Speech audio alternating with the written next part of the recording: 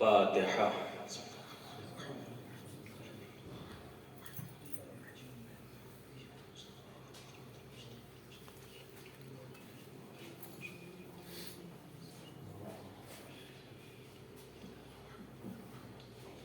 تمام طلاب ذوی الاحترام سے گزارش ہے کہ ایک مرتبہ سورہ الحمد اور 3 مرتبہ سورہ اخلاص کی تلاوت فرما کر مرحوم عابد حسین ابن محمد بھائی، مرحومہ فاطمہ بین بنت غلام حسین، مرحوم راغب ابن عارف حسین، مرحوم باچو بھائی ابن محمد بھائی، تمام مرحومین کی ارواح کو اصابت فرما دیں۔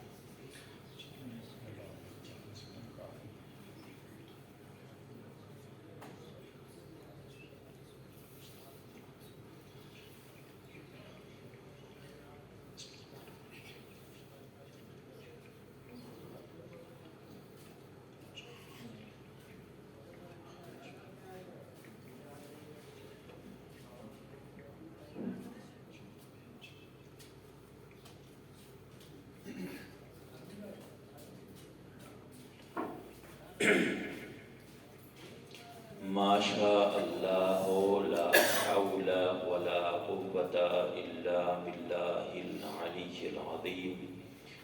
اعوذ باللہ السمیع العلیم من الشیطان اللعین الرجیم۔ بسم اللہ الرحمن الرحیم۔ الحمد للہ رب العالمین وبہ نستعین وہو خیر ناصر ومعین، والصلاة والسلام على سید المرسلین وخاتم النبیین وشفیع المذنبین، مولانا ومولا الکونین جد الحسن والحسین ابی القاسم محمد،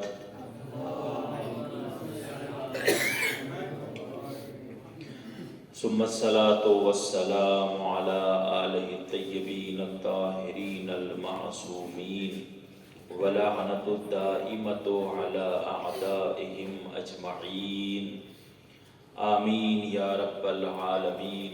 رب اشرح لی صدری ویسر لی امری واحلل عقدۃ من لسانی یفقہوا قولی، اما بعد فقد قال اللہ تعالی فی القرآن الکریم۔ بسم اللہ الرحمن الرحیم۔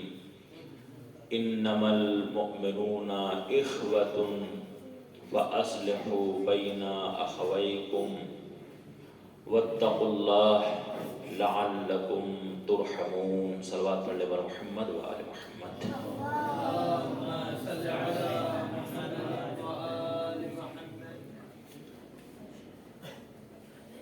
مومنین اکرام، طلاب ذوی الاحترام، جس آیت کریمہ کو تلاوت کرنے کا شرف حاصل کیا ہے، اسی کے ذیل میں کچھ معروضات آپ حضرات کی پاکیزہ سماعتوں کے حوالے کرنے ہیں۔ اس آیت کا انتخاب ہم نے اس لیے بھی کیا کہ آج کی جو تاریخ ہے 12 شاہ رمضان المبارک، اس تاریخ کے ساتھ میں اس آیت کریمہ کا ایک خاص تعلق ہے، ایک رشتہ ہے اور ایک مضبوط ربط ہے۔ 12 رمضان المبارک وہ تاریخ ہے کہ جس میں پروردگار نے اس آیت کریمہ کو نازل فرمایا اور پیغمبر اسلام کو حکم دیا کہ آج آپ مہاجرین اور انصار کے درمیان میں رشتہ مواخات قائم کیجیے۔ اس مجلس کے خطیب کوئی اور تھے، میں تو صرف ایک سامع کی حیثیت سے آیا تھا، لیکن وہ نہیں آ پائے کسی مجبوری کی وجہ سے، تو بانی مجلس نے مجھے حکم دیا تو میں آپ کے سامنے حاضر ہو گیا ہوں۔ انشاءاللہ اگر وہ آ بھی گئے وقت سے تو میں کوشش کروں گا کہ میں ان کا وقت دوں، جب تک وہ نہیں آتے تب تک میں آپ کے سامنے کچھ باتیں عرض کر دیتا ہوں، چونکہ جس خطیب کو وقت دیا گیا ہے ظاہر سی بات اس کا حق بنتا ہے کہ وہ گفتگو کرے. جب تک وہ نہیں آ رہے، اگر وہ نہیں آئے اور ٹائم ہو گیا تو پھر میں مسائل کی منزل تک بھی پہنچوں گا انشاءاللہ. صلوات پڑھنے پر محمد والے.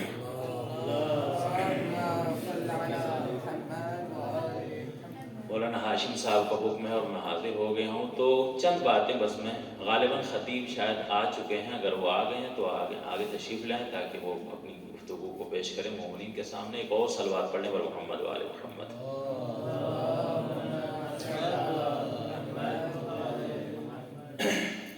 تو نبی کریم صلی اللہ علیہ وآلہ جب تک وہ نہیں آتے، آپ ظاہر سے ذکر مولا تو ذکر مولا ہے، کوئی بھی کتاب میری طرف متوجہ ہیں. آواز آ رہی ہے نا آپ سب لوگوں تک؟ جیتی جاگتی صلوات پڑھنے عظمت اہل بیت پر.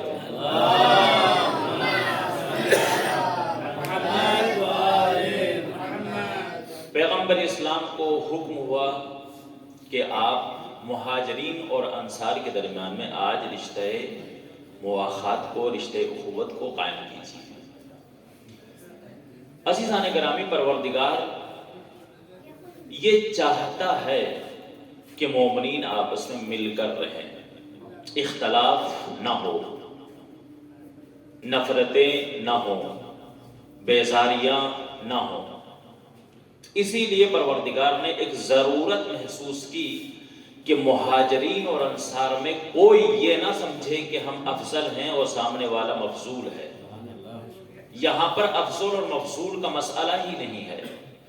پروردگار عالم نے روزہ بھی اسی لیے واجب کیا ہے کہ کسی کے ذہن میں یہ نہ آ جائے کہ میں مالدار ہوں اور سامنے والا غریب ہے. جو غریب ہے وہ فقیری میں زندگی گزار رہا ہے، فاقے اس کے یہاں ہو رہے ہیں، تو مجھے فاقوں سے کیا مطلب. پروردگار نے کہا کہ اگر 11 مہینے تمہارے ذہنوں کے اندر یہ تکبر پیدا ہو گیا ہے کہ ہم مالدار ہیں، ہمیں بھوک کا کیا احساس، ہمیں پیاس کا کیا احساس، تو 1 مہینہ پروردگار نے ایسا بھی قرار دیا کہ جس میں سب کے اوپر روزے رکھ کر یہ بات واضح کر دی ہے کہ میری بارگاہ میں نہ کوئی امیر ہے نہ کوئی فقیر ہے. مواخات یہاں پر روزے ماہ رمضان مبارک انسان کو مواسات سکھاتا ہے. مواسات کیا ہے؟ اخوت کی بات چل رہی ہے. ثانی گرامی، بھائی کسے کہتے ہیں؟ دیکھیے، جو نبی کریم صلی اللہ علیہ وآلہ وسلم نے رشتہ مواخات قائم کیا تو پیغمبر اسلام نے اس کے اندر ایک چیز یہ دیکھی کہ اس کو اسی کا بھائی بنائے کہ جس سے اس کا کردار ملتا تھا. توجہ کیجئے گا ذرا. جناب ابو ذر کو جناب ابن مسعود کا بھائی بنایا، جناب مقداد کو جناب عمار کا بھائی بنایا، اور یہ ایک سلسلہ اشراف کا سلسلہ ہے. توجہ کیجئے گا. یہاں جتنے بھی تھے وہ سارے کون تھے؟ اشراف.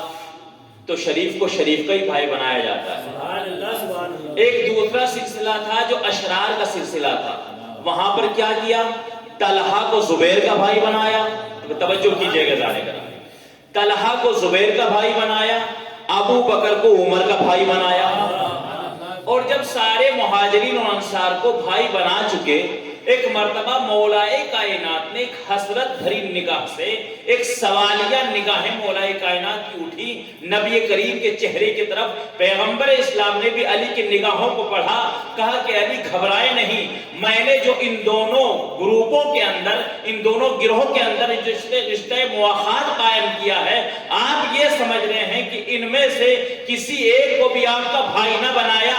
وجہ یہ ہے کہ ان تمام میں کوئی آپ کا معیار کا ہے ہی نہیں. ان تمام میں کوئی آپ کا معیار کا نہیں ہے. لہٰذا آج میں نے معیار بتایا ہے کہ جو جس معیار کا تھا اس کو اسی معیار میں رکھا. ان میں آپ کے معیار کا کوئی ہے نہیں. اس روئے زمین کے اوپر اگر آپ کے معیار کا کوئی ہے تو وہ نبی ہے، اور میرے معیار کا اگر کوئی ہے تو آپ ہیں. اس لیے میں نے آج آپ کو اپنا بھائی، انا وعلی من نور واحد، اے علی ہم دونوں ایک ہی نور سے ہیں، ہم دونوں کا قول ایک، ہم دونوں کا فعل ایک، ہم دونوں کی سیرت ایک ہے. لہٰذا جہاں پر سیرتیں ایسی ہوتی ہیں وہاں پر رشتہ اخوت قائم ہوتا ہے. اشراف کو اشراف کا بھائی بنایا جاتا ہے، اشرار کو اشرار کا بھائی بنایا جاتا ہے. ایک صلوات پڑھ لیں پر محمد و آل محمد.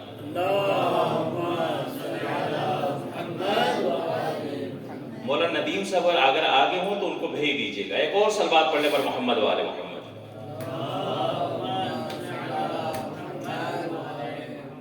روزے کی حالت میں بہترین عمل استغفار ہے اور اہل بیت علیہ الصلوۃ والسلام کا صلوات پڑھنا ہے۔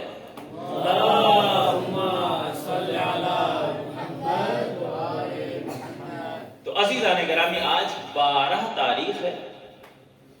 رشتے اخوت میں پروردگار کے حکم سے پیغمبر اسلام نے مہاجرین و انصار کو ایک ساتھ ملایا ہے، رشتے اخوت کو قائم کیا ہے۔ اچھا، یہاں پر جو رشتے اخوت پروردگار نے قائم کیا ہے اپنے نبی کے ذریعے سے، کیا یہ اخوت کس معنی میں ہے؟ وہی جو دیکھیے بھائیوں کی اقسام ہیں، کچھ نسبی اعتبار سے ہوتے ہیں، کچھ حسبی اعتبار سے ہوتے ہیں، اور کوئی کسی ایک رشتے کے ذریعے سے قائم ہو جاتی ہے رشتے اخوت۔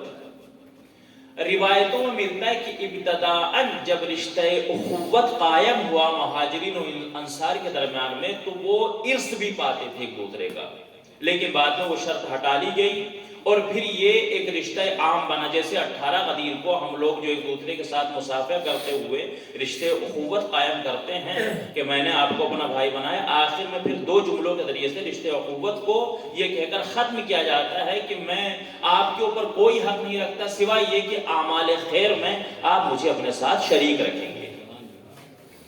یہاں پر رشتے اخوت بھائیوں کی اقسام ہیں، جیسے دوستوں کی اقسام ہیں۔ یہ کس نے بتایا؟ روایت معصومین علیہ الصلوۃ والسلام، مولائے متقیان غالب علی کل غالب حضرت علی ابن ابی طالب علیہ الصلوۃ والسلام، اللہم صل علی۔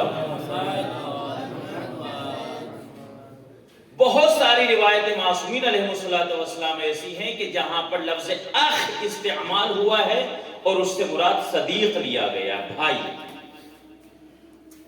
ترجمہ نہیں ہوا ہے بلکہ دوست ترجمہ ہوا ہے۔ مولا متقیان فرماتے ہیں خیر اخوانک من واساک، جو تمہارا تعاون کرے وہ تمہارا بہترین دوست ہے۔ تعاون سے کیا مراد ہے؟ کبھی تعاون علمی ہوتا ہے، کبھی تعاون مالی ہوتا ہے، اور کبھی تعاون جسمی ہوتا ہے۔ کبھی ہم جسم کے اعتبار سے کسی کی مدد کرتے ہیں، کبھی مال کے اعتبار سے، اور کبھی علم اور بہترین مشورے کے اعتبار سے۔ تو اس حدیث میں مولا کائنات نے لفظ اخوان جو استعمال کیا بمعنی دوست۔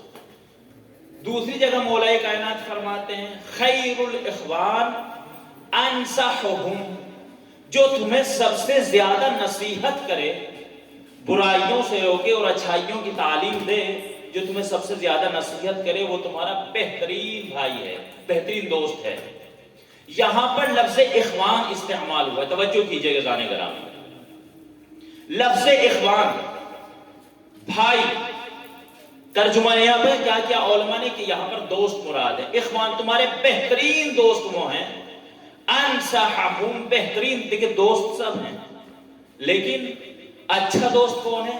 جو نصیحت کرے انسان کو، برائیوں سے روکے اور اچھائیوں کی طرف لے کر آئے۔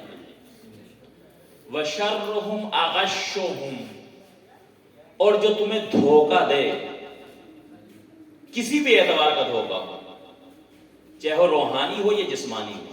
دھوکے بھی بہت طرح کے ہوتے ہیں زانے گرامی، صرف مال میں دھوکہ نہیں دیا جاتا ہے، بہت سارے ہیں۔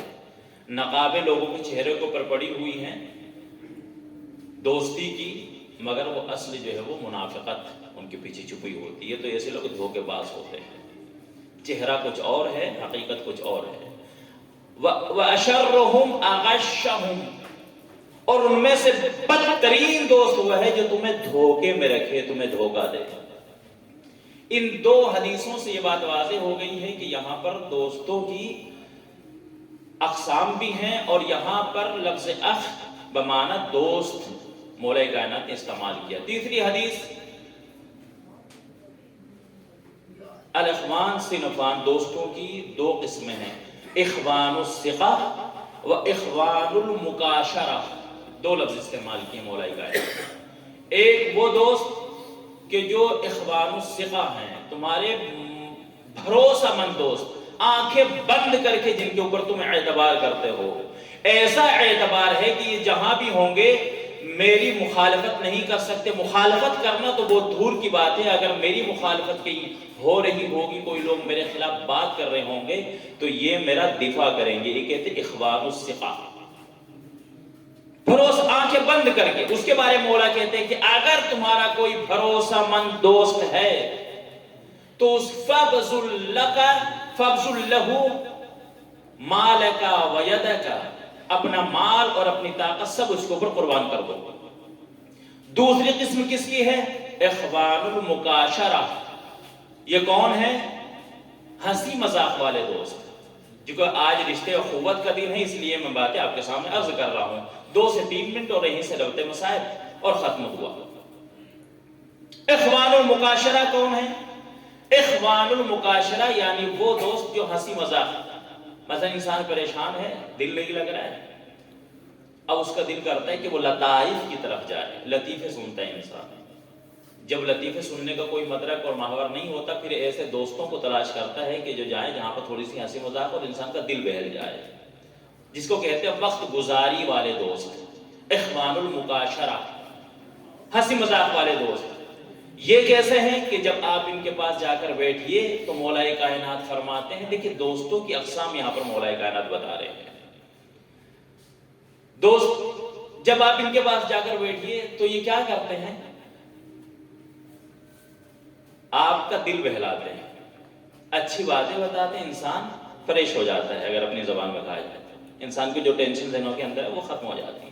اخوان المکاشرہ، ان کے بارے میں بھی یہ حکم ہے کیا کہ جب تم گھبراؤ، پریشان ہو جاؤ، تمہیں کوئی راستہ نظر نہیں آ رہا ہے، تمہاری طبیعت پریشان ہو، تو اخوان مکاشرہ کے پاس جا کر بیٹھنا، ان سے گفتگو کرنا. لیکن اخوان غیبہ کے پاس جا کر نہ بیٹھنا. کچھ ایسے بھی دوست ہوتے ہیں کہ جب آپ جا کر بیٹھیے ادھر کی ادھر، ادھر کی ادھر، وہ منتقل کرنا شروع کر دیتے. مولا کائنات نے کہا کہ ایسوں کے پاس جا کر نہ بیٹھنا، اس لیے کہ کچھ روزہ دار ایسے بھی ہیں کہ شام کے وقت افطار کے بعد ان کی قسمت میں صرف بھوک اور پیاس آتی ہے، اس کے علاوہ کچھ اور نہیں آتا ہے. وقت تو گزر گیا، ٹینشن تو دور ہو گئی، ہنس مکھ لیے، لیکن عزیزان گرامی کیا ہوا؟ روزے کا ثواب ضائع ہو گیا ہے. اخوان المکاشر یعنی اخوان الثقہ کی اگر منزل سے نکل کر آپ کو کہیں اور داخل بھی ہونا ہے تو اخوان مکاشرہ کے پاس جانا، ہنسی مذاق والے دوستوں کے پاس جانا تاکہ تمہارا دل بہل جائے. ان کے ساتھ کیا کرنا؟ مولا کائنات فرماتے کہ جب تم اخوان مکاشرہ کے ساتھ ملو تو خندہ پیشانی کے ساتھ ملو. جو وہ تمہیں دے رہے ہیں تم بھی ان کو وہی دو. یعنی کیا مطلب؟ وہ آپ کو خندہ پیشانی کے ساتھ مل رہے ہیں، اچھی اچھی باتیں کر رہے ہیں، تو آپ ان کے ساتھ اچھی باتیں کریں. ان کی برائی کا بھی مولا کائنات نے اجازت نہیں دی ہے کہ ان لوگوں کے بارے میں تو مجھ کو. ایک صلوات پڑھنے پر محمد والے محمد.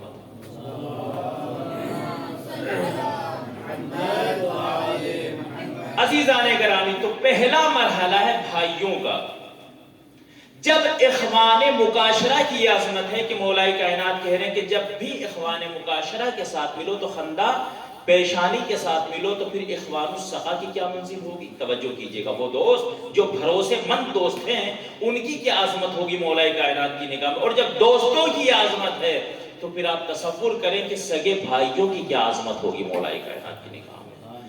اور اگر کوئی بھائی بھی عباس جیسا بھائی ہو، کیا عظمت ہے امام حسین علیہ السلام کی نگاہ میں حضرت ابو الفضل عباس علیہ السلام کی. اپنے سے جدا نہیں کرنا چاہتے. آخر وقت تک مولا عباس اجازت مانگتے رہے مولا کائنات کہ یہ دونوں فرزند جو حق اخوت ادا کر رہے تھے کربلا کے میدان میں، حضرت عباس اجازت مانگتے رہے، امام حسین منع کرتے تھے. آخر میں جب حضرت عباس کا اصرار بڑھا تو امام حسین نے یہ کہہ کر اجازت دی کہ عباس پانی لانے کی اجازت ہے، لڑنے کی اجازت نہیں ہے. اور حضرت عباس جب پہنچے ہیں نہر علقمہ سے پانی لے کر جب لوٹ رہے تھے، اور جب تیروں کی بارش ہوئی اور ایک تیر حضرت عباس کی آنکھ میں آ کر جب پیوست ہوا، اب بازو تو نہیں ہے نا حضرت عباس کے کہ اس تیر کو نکالے، اپنے سر کو جھکایا، گھٹنوں میں تیر کو دبا کر آپ نکالنا چاہتے ہیں کہ ایک ظالم نے موقع غنیمت جانا حضرت عباس کے سر کے اوپر ایک گرز مارا. اللہ اکبر. پروردگار آپ کو کوئی غم نہ دے سوائے غم محمد و آل محمد۔ پروردگار ہمارے روزوں کو ہماری عبادتوں کو شرف قبولیت عطا فرمائے، اہل بیت علیہ الصلوۃ والسلام کے صدقے میں، کربلا والوں کے غم میں۔ ثانی کرام، زیادہ دیر نہیں، بس 2 سے 3 منٹ اور بات کو تمام کر رہا ہوں۔ حضرت عباس وہ عظیم انسان، وہ شجاع ترین انسان، جو مولائے کائنات کے بعد جس نے سب سے زیادہ اپنی شجاعت کے لوہے منوائے ہیں، حضرت عباس ایک مرتبہ زین کی بلندی سے جب زمین پر آئے ہیں اور علم جب زمین پر گرا، حضرت عباس اور حضرت علی اکبر کے بارے میں ملتا ہے کہ ان دونوں کربلا کے شہیدوں نے امام حسین کو اپنی مدد کے لیے نہیں بلایا ہے۔ جناب علی اکبر نے جواب سلام کے طور پہ حضرت امام حسین کو کہا تو وعلیکم السلام، کہنے کا مقصد ہے بابا آپ آنے کی زحمت نہ کیجیے۔ اور حضرت عباس کے بارے میں بھی تاریخوں میں لکھا ہے کہ حضرت عباس نے بھی امام حسین کو مدد کے لیے نہیں بلایا ہے، چونکہ حضرت عباس جانتے تھے کہ صبح سے اب تک لاشیں اٹھا کر میرا بھائی بہت تھک چکا ہے۔ لیکن جب جیسے ہی علم زمین پر گرا، امام حسین علیہ السلام اپنی جگہ سے اٹھے اور ایک تیزی کے ساتھ نہر علقمہ کی طرف دوڑے، کبھی اٹھتے تھے کبھی گرتے تھے، کبھی اٹھتے تھے کبھی گرتے تھے، اور اس منزل پر پہنچے جہاں حضرت عباس زمین کے اوپر لیٹے ہوئے ہیں۔ خدا کسی بھائی کو بھائی کا یہ منظر نہ دکھائے جو امام حسین نے اپنے 32 برس کے بھائی عباس کا منظر دیکھا۔ دونوں بازو کٹ چکے ہیں، آنکھ میں تیر لگا ہے، سر پر گرز لگا ہے۔ جلدی زمین پر شہزادے امام حسین بیٹھے اور بیٹھنے کے بعد عباس کے سر کو اٹھا کر اپنے زانوں پر رکھا اور کہا عباس کوئی خواہش ہے؟ کہ ہاں آقا ایک خواہش ہے، جانے سے پہلے آپ کے چہرے کی زیارت کرنا چاہتا ہوں۔ امام حسین علیہ السلام نے عباس کی آنکھ سے تیر نکالا، اپنی عبا کے دامن سے عباس کی آنکھوں سے خون صاف کیا، امام حسین کے چہرے کی زیارت کی۔ حضرت عباس نے ایک مرتبہ امام حسین کہتے عباس کوئی اور خواہش ہو؟ کہ نہیں آقا کوئی اور خواہش نہیں ہے۔ کہا پھر عباس میری ایک خواہش ہے، اگر ممکن ہو تو اس کو پورا کر دو۔ کہا آقا غلام کے لیے کیا حکم ہے؟ غلام تیار ہے۔ کہا کہ عباس تم نے پوری زندگی میں مجھے کبھی بھائی کہہ کر نہیں پکارا ہے۔ عزیزان گرامی یاد رکھیے گا، آج 12 رمضان مبارک ہے اور آج رشتے اخوت کا دن ہے۔ یہاں پر ان دونوں بھائیوں نے کربلا کے میدان میں رشتے اخوت کو ایسے انداز سے پیش کیا ہے کہ رہتی دنیا تک مثال قائم کر دی ہے۔ حضرت عباس ابھی آخری منزل میں ہیں، آپ کی سانسیں اٹک رہی ہیں، مگر رشتے اخوت کو کس انداز سے نبھایا ہے۔ جیسے امام حسین نے کہا بھیا عباس مجھے آخری مرتبہ کیا بھائی کہہ کر نہیں پکارو گے؟ حضرت عباس نے بھائی کہا، امام حسین کی آنکھوں سے آنسو جاری ہو گئے، محبت نے جوش مارا۔ کہا عباس ایک مرتبہ اور کہیے۔ حضرت عباس نے پھر بھائی کہا، امام حسین دھاڑے مار کر رونے لگے، اے عباس اگر ممکن ہو تو ایک مرتبہ اور بھائی کہیے۔ اب جو حضرت عباس نے بھائی کہا، ادھر روح مفضل دل سے پرواز کر گئی۔ اب جوان بھائی کا لاشا اٹھائیں تو کیسے اٹھائیں؟ عباس کی وصیت بھی تھی، اے آقا میرے لاشے کو خیمے میں نہ لے جانا، اس لیے کہ میں بچوں سے وعدہ کر کے آیا تھا مگر وعدے کو پورا نہ کر سکا۔ علی القوم الظالمین وسيعلم الذين ظلموا أي منقلب ينقلبون۔ بار الہ تجھے واسطہ محمد والے محمد کا ہماری اس قلیل سے عبادت کو اپنی بارگاہ میں قبول و منظور فرما۔ پروردگار تمام طلاب دین جو یہاں پر علم حاصل کرنے کے لیے آئے ہیں، پروردگار سب کی توفیقات خیر میں اضافہ فرما۔ پروردگار تجھے واسطہ محمد والے محمد کا ہمارے گناہ کبیرہ و صغیرہ کو معاف فرما۔ پروردگار ہمیں کوئی غم نہ دے سوائے غم محمد والے محمد۔ آقا کونین کے ظہور میں تعجیل فرما، ہم کو ان کے عوان و انصار میں شریک فرما۔ آخر میں آپ تمام برادران سے ایک مرتبہ پھر گزارش ہے کہ ان تمام مرحومین کے لیے ایک مرتبہ سورہ الحمد اور 3 مرتبہ سورہ اخلاص کی تلاوت فرما کر ایصال فرما دیں۔ مرحوم عابد حسین ابن محمد بھائی، مرحومہ فاطمہ بین بنت غلام حسین، مرحوم راغب ابن عارف حسین، مرحوم باچو بھائی ابن محمد بھائی۔